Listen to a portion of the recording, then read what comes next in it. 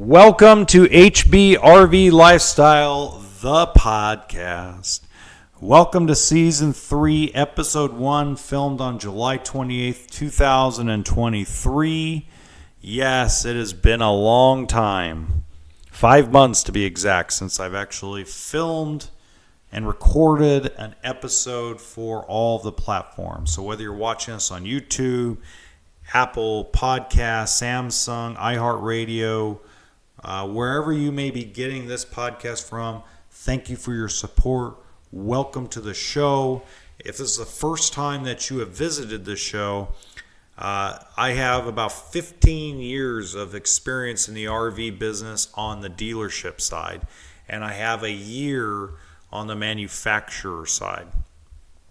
So what I do during this podcast is I tell you the absolute bottom line truth of what is going on in the industry, camping, and I talk about finances and where we are as far as what the truth is of where we are today in an industry that is pretty much the backbone of the vacation industry, the backbone of the recreational vehicle, the camping, the fishing industry. All of it is huge.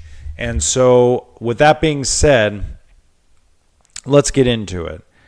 By the way, you're really going to want to pay attention to everything in this episode, because whether you're selling your RV, you're contemplating buying one, whether you're a dealership, whether you work for a dealership, whether you work for a manufacturer, you are a manufacturer, this is going to be information that nobody else is going to tell you, because either they're one, too afraid, or B, they're afraid that if they give you the knowledge that they'll never make any money. So let's start with that. The number one problem that every location has right now that hasn't caught up to the market is an inventory problem. And the inventory problem comes from the way that a sales department's pay plan is structured. For example, there's a lot of sales managers that get paid only on profit. So if a dealership has a dozen units that they own in cash, or what we consider aged or have been on the lot a long time, they don't really care whether it sells or not, because it goes against their paycheck. It goes against their pocketbook. So there's no incentive for a sales manager or a general manager of a store to sell that unit. There's no incentive whatsoever. They don't get punished for letting it sit there, and they only get punished if it sells. Right? So that's been a problem for the last year, and actually longer than that. Since about May of 2022, that has been a problem. Then you got guys like me that know too much about how a dealership works, that understands from my days in Oxnard of how flooring works, how a bank loan works on inventory, how you have to shuffle things around, how manufacturing works, how the manufacturing warranty works, how all these nuances work and how it affects the bottom line, the top line, how you have to calculate how much percentage of profit you have to make on every deal. I mean, just the whole 9 yards. But I learned something a few years ago from my experience in Oxnard. So in Oxnard, we sold 414 new trailers in 1 year. It was probably, I think the owner just about crapped his pants when we went over the numbers at the end of the year. And that the RV dealership, regardless of the fact that he was buried in inventory, buried in aged inventory, I took humongous losses to move a lot of the product. It was still a profitable store. It was. I did a lot of things on my own. I did my own PDI preps. I did the pre-delivery inspection on all the trailers for a long time. I did all the financing. I did the sales. I had 3-4 helpers, really. And one of them was my protege in sales. And we did well. We did very, very, very well. We did well enough where we were thinking about expanding.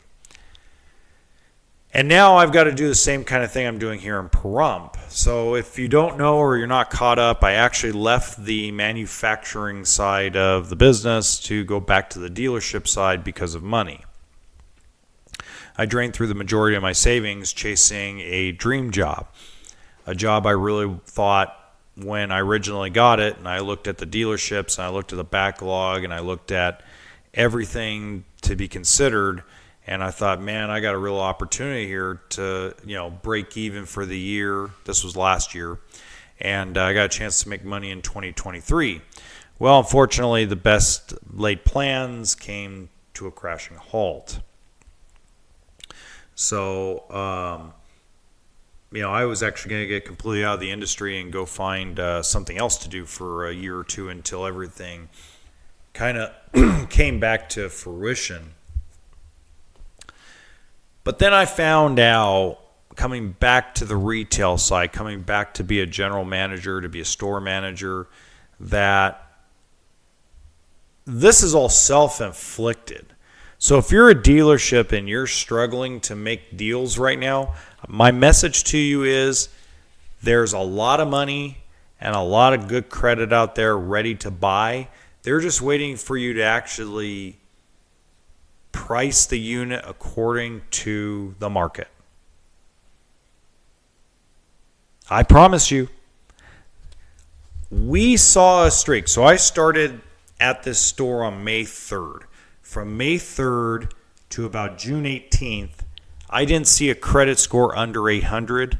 I didn't see anybody put anything less than 25% down, and we sold 77 trailers, toy haulers, fifth wheels over that 6.5, almost 7-week period.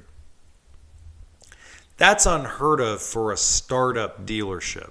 It's really a startup. Even though I inherited inventory from the previous store, so it just goes to show you, watch this, it just goes to show you that the way managers, employees are paid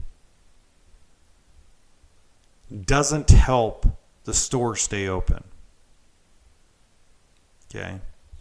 Now, for you, those of you that are sales managers that follow me, I'm not trying to get your pay cut. Don't yell at me. Don't text me. Don't call me pissed off at me, for those of you that know me.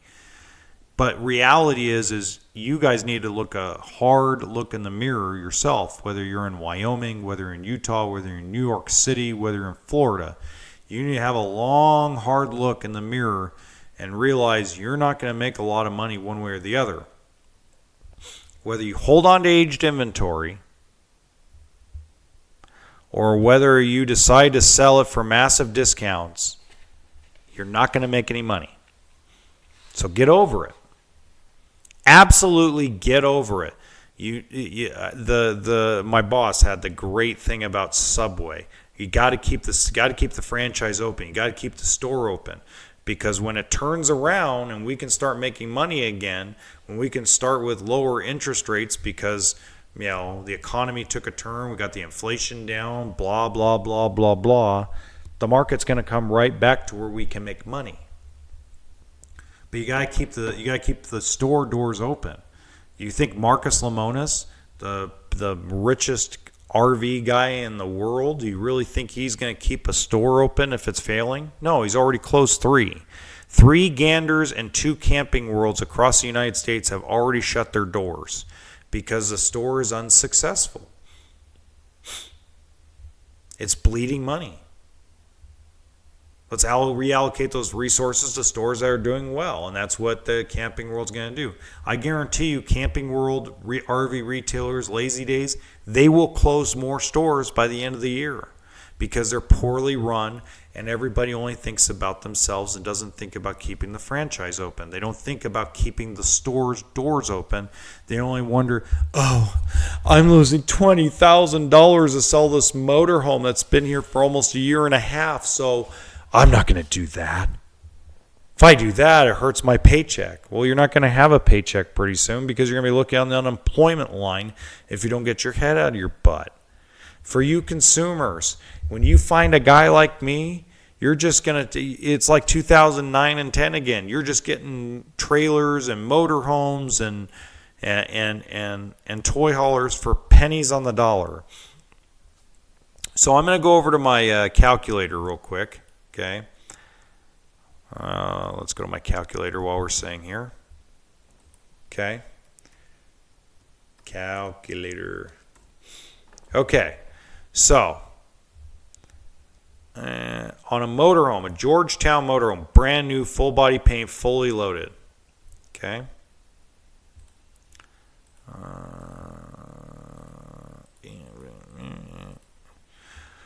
On a Georgetown motorhome, something that a piece that we should make anywhere between 9 and 11% profit on. We have it listed online for less than 2% profit margin. You're pretty much buying that motorhome for as close as you humanly can to the factory invoice. So consumers, just imagine that you can buy any motorhome brand new for less than 2% profit margin right now.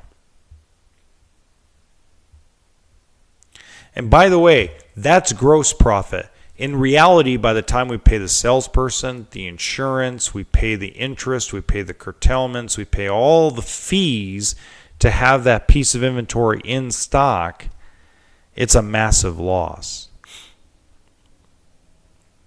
Massive loss. So just think about that, guys. If you, well, I'm not going to buy because interest rates are 9 and 10%. That's ridiculous. Okay. Well, so's my profit margin on brand new Class A gas motorhomes. They're bad. They're pathetic. It's demonstrative that I have to take a less than 2% profit margin on a brand new motorhome that's factory fresh because the market calls for it. It's not like we're choosing to do this because, we're just doing it just to be a brothel. We're choosing to do it because the market, with the interest rates high, we are not going to have the ability to make any money. I'm hoping you have a trade. I'm hoping maybe you finance a little bit of it because most of it's going to be cash on a motorhome right now. I'm going to say it one more time. Let it sink into you that on brand new motorhomes I have on rvexchangeoutlets.com, they're priced at less than 2% profit margin.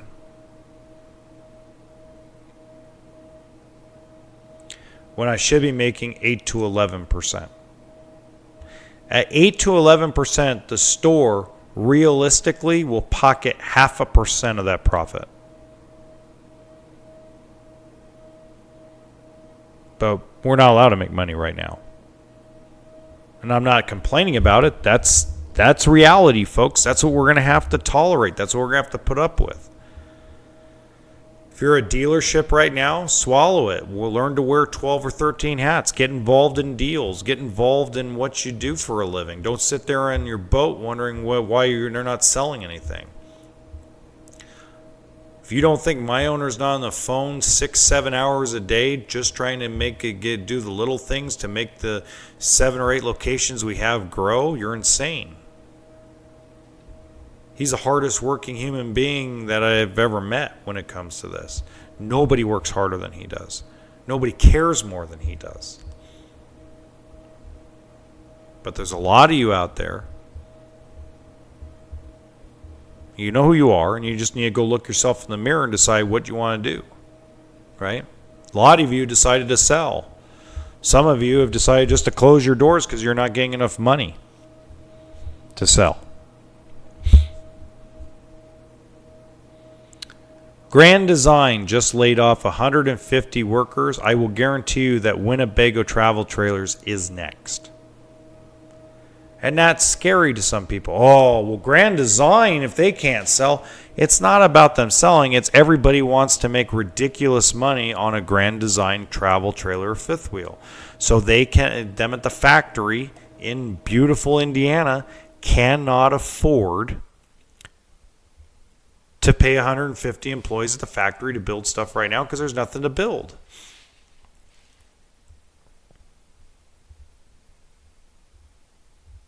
It's a great opportunity, guys. I look at it as the best opportunity since 2010. 2010 was a huge opportunity for customers. 2010, banks were lending again, just barely. And you were still getting exotic luxury motorhomes, fifth wheels, travel trailers, toy haulers for pennies on the dollar.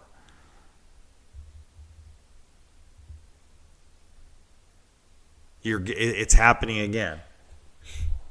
But here's the thing. You got it when you do your homework, and this is something that consumers really need to understand. When you do your homework, like I have a coach that's priced at $17,995. It's a little Springdale 1800. It's $1,100 back of what we paid for it at the factory. Why would I want to negotiate a better price when I'm already losing money to get you in the door? That trailer was meant to get you in the door so you can see how good our inventory is, and maybe we can get you in something used. Maybe we can get you in something a little more expensive that works better for you. I mean, come on, guys.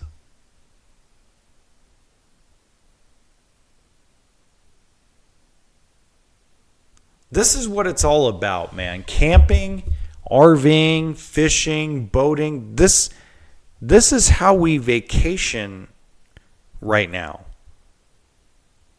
Hotel rooms are ridiculously expensive. If you want to compare, I went to a manager's meeting out in California. I stayed at a hotel with my points because I still have lots of points from Hilton because of my travels. On a Wednesday night in a Hilton Garden of all places, if I did not pay with the points, it was $409 a night.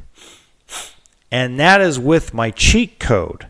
It's still $409 a night.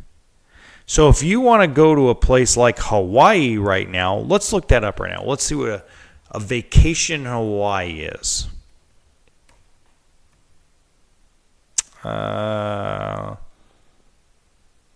Let's go Hawaii hotels.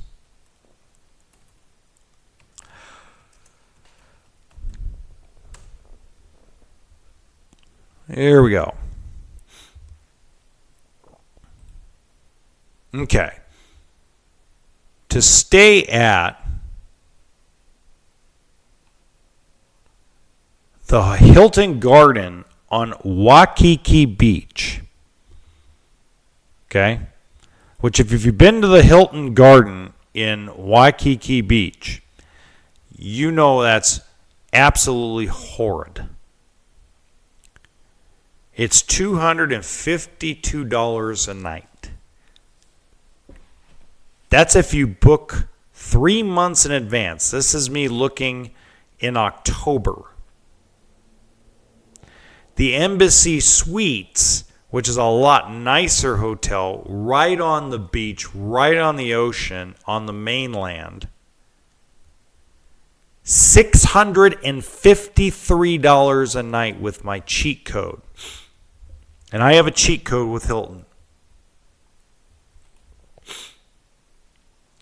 Imagine that. So when you go spend 5 days in Hawaii at a halfway decent 4-star hotel, it's not even a 5-star, it's a 4-star hotel. Let's take the calculator out. This is without tax, folks. So $653 times 5 nights.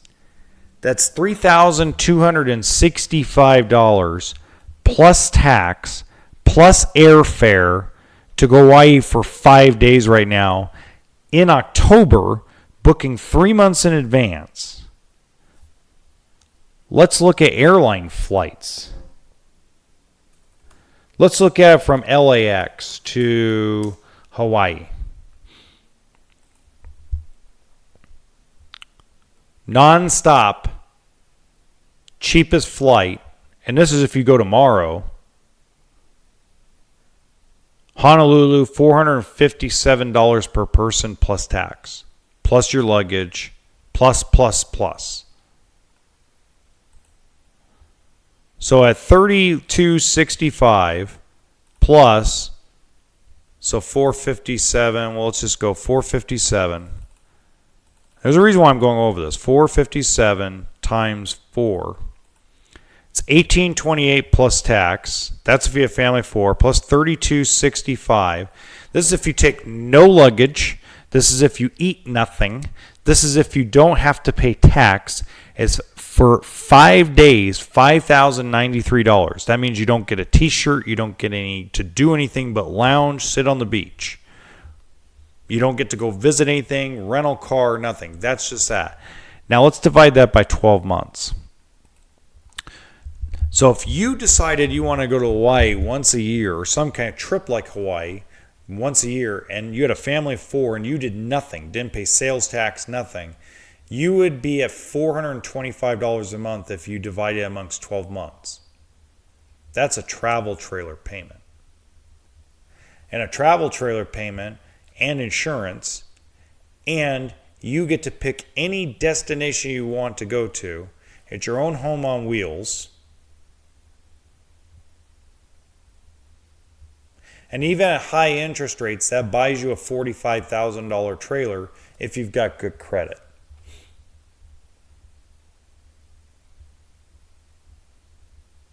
Stop and think about that for a second.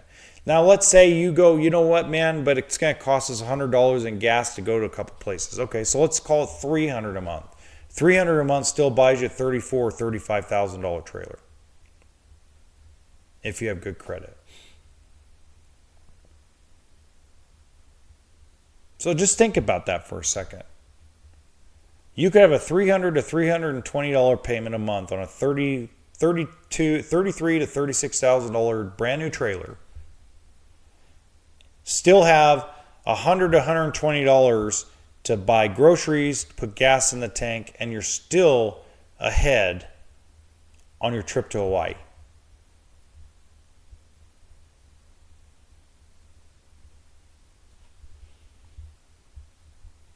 So if you bought something and you were at $320 a month or $325, that's $1,200 to using gasoline and food to go wherever you want. I don't know about you guys, but the last time I went camping in an RV in a motorhome, which gets crap gas mileage, when we drove about 6-7 hours to get to our destination, it cost me less than $250. The grocery bill maybe was $60, even with the inflated prices we're going through right now.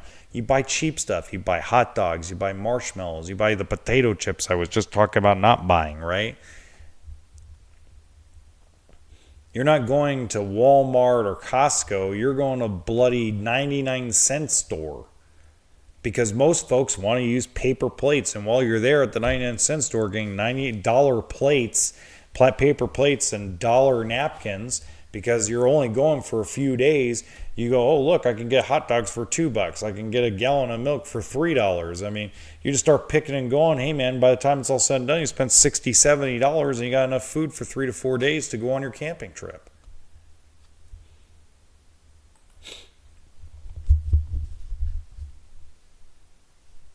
We need to stop looking at things so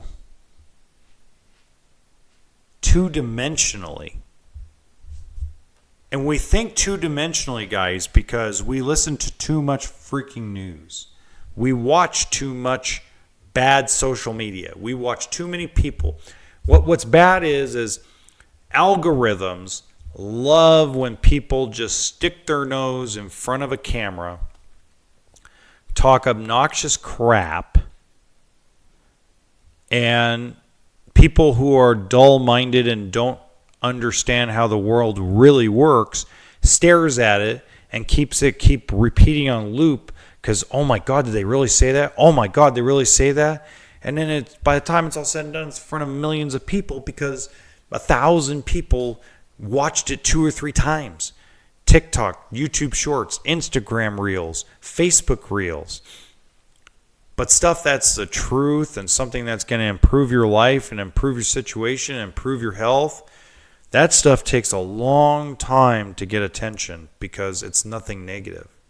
The RV business, go ask Josh the RV nerd how long it took him to get to his status as probably the social media leader in the RV business. A decade. Because it's not negative. Get away from the TV, folks. Even Joe Rogan doesn't sit there and nag people out all day.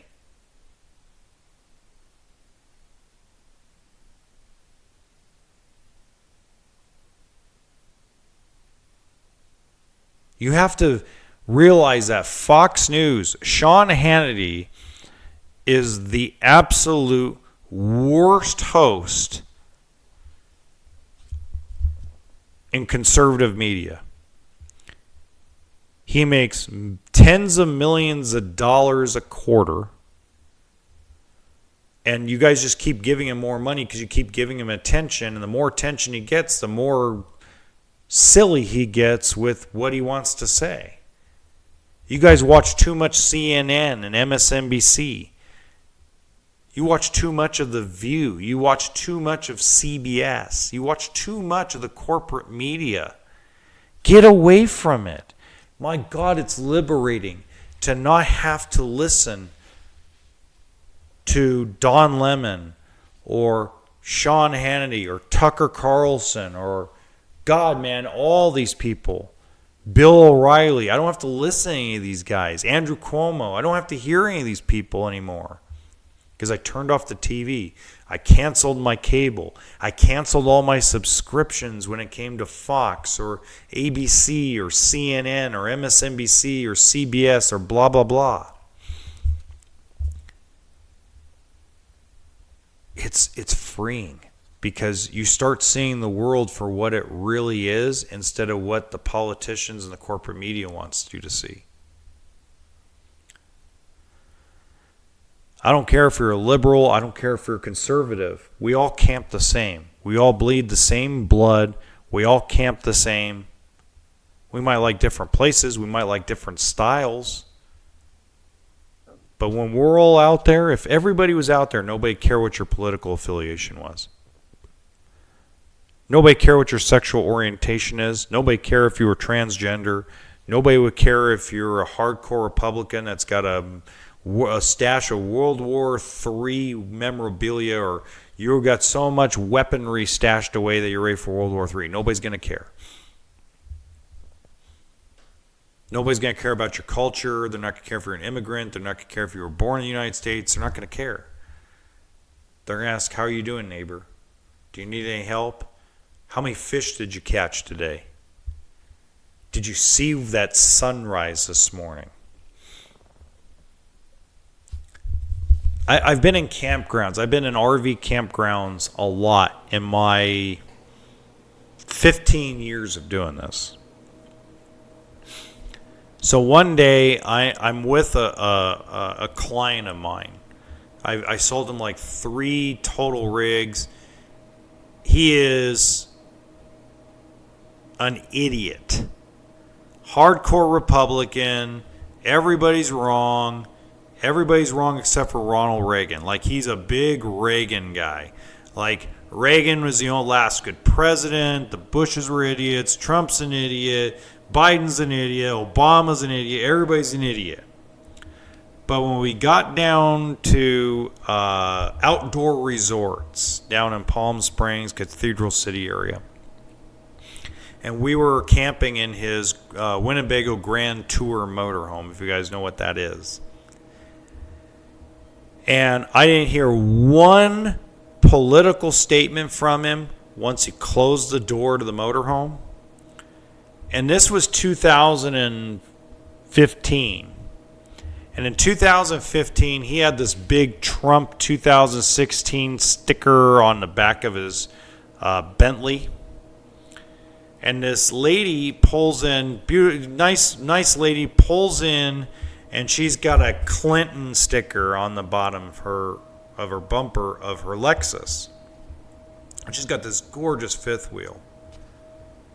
They did not one time talk politics. They talked about their grandchildren. They asked how the families were doing. It was like they had been friends for generations, for decades. I watch melting pots of different skin color, cultures, religions, sexual orientations. It's like one big melting pot when you become a camper, when you become an RVer, when you become an overlander. Because the best part about camping, especially in different areas like Bishop, June Lake, Mammoth, Colorado Rockies, the Colorado River, there's no distractions.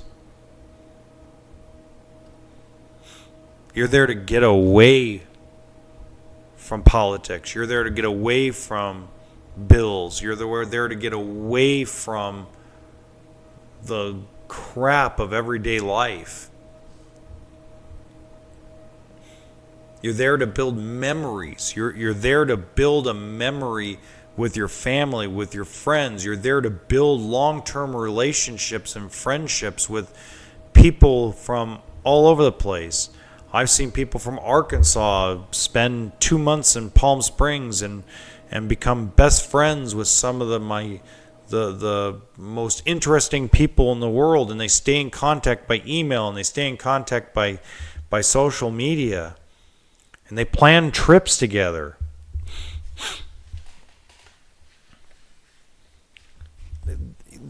It's the one place where we can escape the OnlyFans conversations, the Fresh and Fit podcast, the whatever podcasts, the negativity of man versus woman and woman versus man and Democrat versus Republican, liberal versus conservative. It's the one thing and one approach in life that we don't have to worry about any of that junk, and we can just live our lives.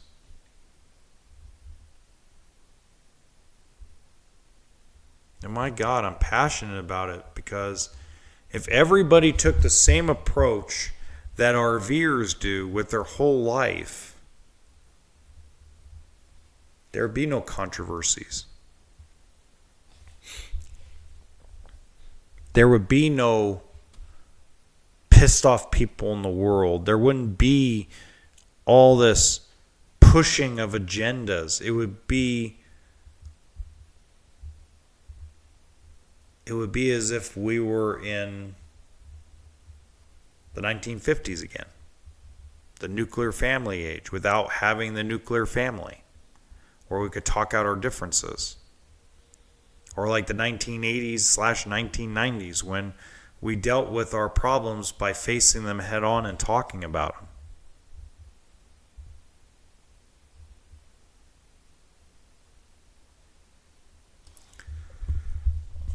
This is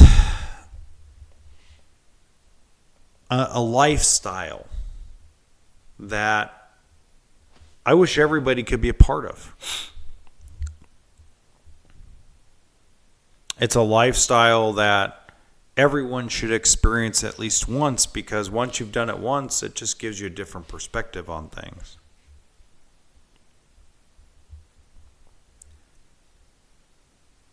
I've had a different look on life the last 7 years. I used to be a workaholic. I'm still a workaholic, but I'm a different type of workaholic.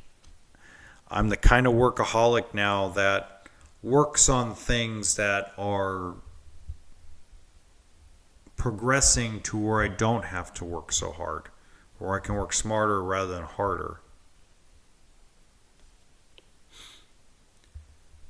I had this enlightenment, and it didn't come from the RVing itself. It came from a therapist. So I don't want to go too deep into it, but, I used to be at the bottom of a bottle. And some nights it would be the bottom of 2 or 3 bottles. I was a really bad functioning alcoholic for a very long time. I had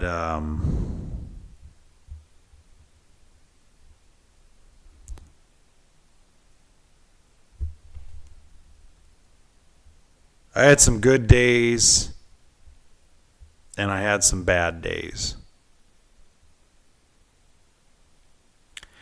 But it taught me something. When I got sobered up, I didn't sober up through a program like AA or anything. I actually went a different route, and I don't want to go too into it, but one of the groups that I was a part of, there was 2 pastors.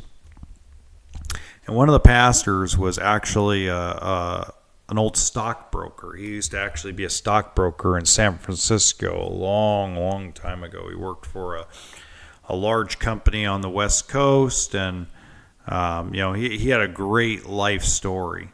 Now, in his story, he walked away from the Ferraris and the Porsches and dedicated his life to serving God, to being a good Christian man. That would be very much a hypocrite of me. I'm not a hypocrite in that respect, but just listening to the way that, it just seemed like no matter what somebody would tell the man, he was unfazed by it. So one day, him and I sat down, and he told me that the very first step he took into recovering from alcoholism is he took his TV out of his room, out of his house. His wife had already left him at that point. His kids were gone with the wife, and he took the TV and he went and pawned it. And then he pawned his computer, his Macintosh back then, pawned everything, sold everything except for the refrigerator, his bed, and a dresser, pretty much.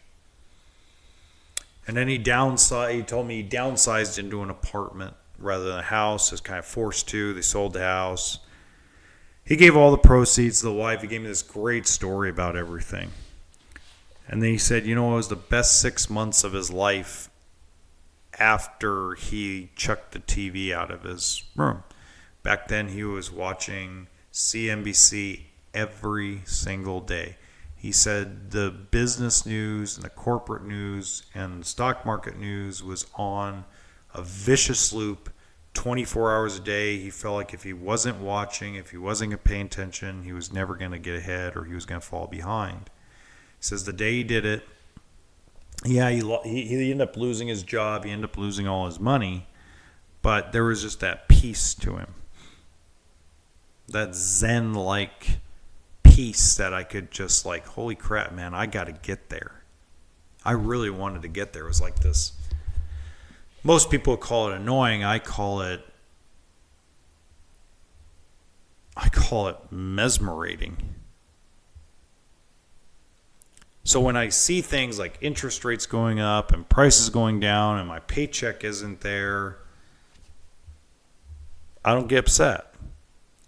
Because I know what I need to do to get to the next step, the next level, the next deal, the next paycheck. This is about a marathon, not a sprint. I think if we all got to that Zen place, I think we'd live longer.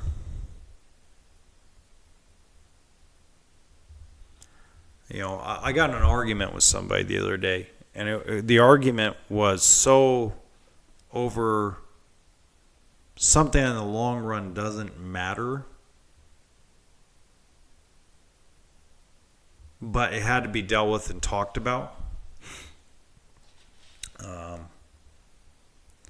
There's days when, no matter if you're wrong or right, just shut up, listen to what somebody's saying to you, and take the criticism of, hey man, they must be saying this to me for some reason, so let's soak it in and let's think about why they're telling us and what we can do to improve.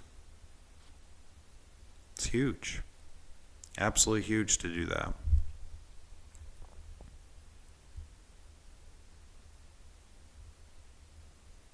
Anyway. Well, that's it for tonight. We're going to do this weekly. I'm going to try to do every Thursday, Friday now. Every Thursday or Friday, I'm going to release a new episode. It's going to be 20 episodes in total every single season, until I get more time to do more episodes. But look, guys, keep your head up. If you're in the market to buy a trailer or buy a motorhome, or you've been thinking about it but don't want to do it because of interest rates, sit down and do the math, guys. Let me end it with this. I'm going to go to a loan calculator, RV loan calculator. My favorite 3 words, RV loan calculator. Okay. So let's just use 4.99 as an example, as an interest rate, okay? And let's just do 15-year term. So the margin on a let's call it a 24-foot bunkhouse travel trailer should be about 9%. So let's round up to 10, okay? So that means if the dealer's invoice is $40,000, we should be selling it for $44,000. Okay.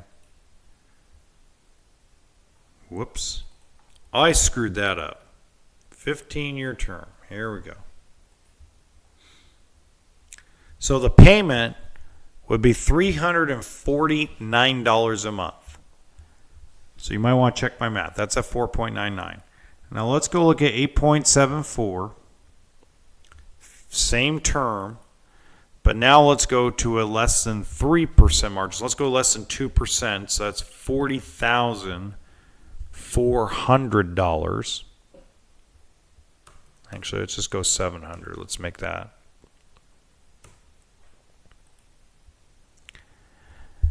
The payment is $396. Okay. But you saved $4,000, or pretty close to you spent $4,000 less on the price to buy that trailer, and you're only spending $40 more a month. I'm going to repeat that again. You are spending $4,000 less overall on that travel trailer, but only spending $40 more a month, even with the high interest rates. So I want you to think about this for a second. So at $40, so it's a $40 difference, folks. $40. Let's go back to that. Oh, where's the clear? There we go. So $40 times, let's say 2 years come up before rates get to go to where you can refinance it. So that's $960. Subtract that from $4,000. You still are spending even with the interest, the extra interest payment that you're making on that coach. Before you refinance it in 2 years, you are going to save a net total of $3,000 $40,000. And then you refinance it, you get your 4.99 in a couple of years, and voila, you're back to $360 a month roughly. $355, whatever it is. So you got to sit down and do the math. Well, it's $40 more a month. Okay. Well, gasoline's more money. Groceries are more money. So why are you out shopping? Well, because we want to go camping. Okay. So $40 more a month. Let's calculate that, right?